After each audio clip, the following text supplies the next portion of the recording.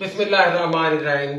जी, इसका नाम जमजम है। जैसा कि आप लोग जानते हैं कि मेरा बकरियों का गोट फार्म है और ये सबसे चहीती बकरी है। इसका नाम जमजम जो है वो इसलिए रखा गया है कि नबी अकरम सल्लल्लाहु अलैहि वसल्लम की 10 बकरियों में से एक प्यारी बकरी का नाम जमजम था, लिहाजा इसका नाम जमजम है। और आज अल्लाह ताला के फजल करम से ये 1 साल की हो गई है और आज इसकी सालगिरह है।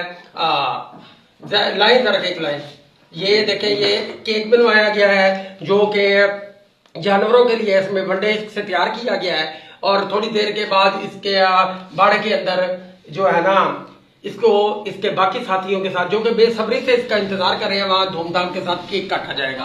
पाकिस्तान में जो है वो इंसानों को हकूक नहीं मिल रहे, वायलेशन की जा रही है ह्यूमन राइट्स की, और इंसानों से कोई प्यार नहीं करता। देखिए आज के दौर में मेरा ये मैसेज है कि जानवरों से भी मैं प्यार कर रहा हूँ, क्योंकि ये नबी अकरम सल्लल्लाहु अलैहि वसल्लम का चहीता जानवर है। शुक्रिया।